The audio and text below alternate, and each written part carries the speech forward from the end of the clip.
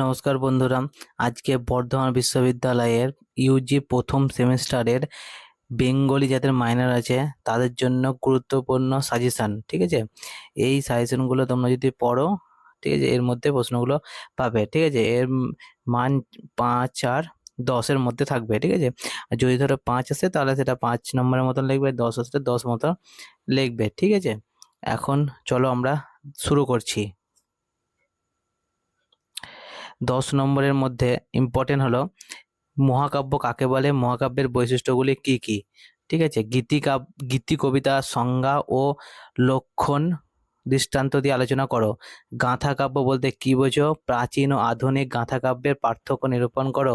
করে বাংলা গাঁথা কাব্যের অতি সংক্ষিপ্ত পরিচয় দিয়ে গাঁথা কাব্যের সাথে আখ্যান কাব্য ও মহাকাব্যের তুলনা আলোচনা করো, ঠিক আছে। একটা প্রশ্নের মধ্যে সবগুলোই হয়ে যাবে। এই প্রশ্নগুলো তুমি যদি অ্যান্সার পেতে যাও তাহলে আমাকে কমেন্ট করো, ঠিক আছে, নিচে কমেন্ট করো। তোমাদেরকে অবশ্যই আমি লিঙ্ক দিয়ে দেবো টেলিগ্রামে, ঠিক আছে, ওখানে তোমরা গিয়ে ডাউনলোড করে নিতে পারবে। ট্র্যাজেডির বৈশিষ্ট্য ও স্বরূপ নির্দেশ করো। একটি বাংলা ট্র্যাজেডি নাটকে বিশ্লেষণ করো।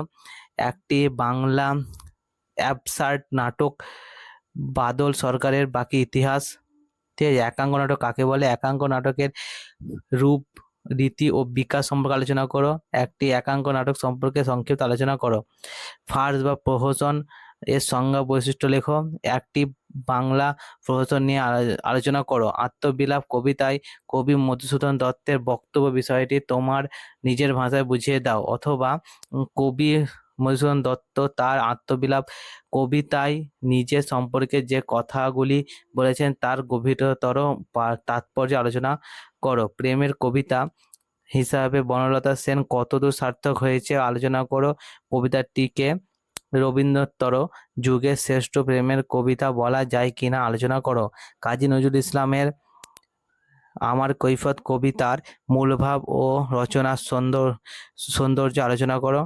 রসময়ীর রসিকতা গল্পের নামকরণের সার্থকতা আলোচনা করো। মাদার ইন্ডিয়া গল্পের নামকরণ সার্থকতা আলোচনা করো, ঠিক আছে। 5 নম্বরের কিছু প্রশ্ন তোমাদেরকে দিচ্ছি, এগুলো তোমরা তৈরি করবে। জ্বলন্ত পাবক শিখা, লোভে তুই কাল ফাঁদে উড়িয়া পড়লি, ব্যাখ্যা করো। ক্ষতমাত্র হাত তোর মৃণাল কণ্ঠক গণে কমল তুলিতে, ব্যাখ্যা করো। ওগো তুমি কোথা যাও কোন বিদেশে, বারেক ডিবা ডিরা ও তরি কুলিতে এসো, ব্যাখ্যা করো। আলোচ্য অংশটি কোথা থেকে নেওয়া হয়েছে, প্রসঙ্গ এর শর্তগুলি আলোচনা করো, ঠিক আছে। ক্ষুধাতুর শিশু চাই না স্বরাজ, চাই দুটো ভাত একটু নুন, বেলা বয়ে যায় খাইনি কবাচা কবি, কচি পেটে তার জলে আগুন, ব্যাখ্যা করো। ঠিক আছে বন্ধুরা, এতটাই থাকলো। হ্যাঁ, এইগুলোর মধ্যে তোমরা তৈরি করো।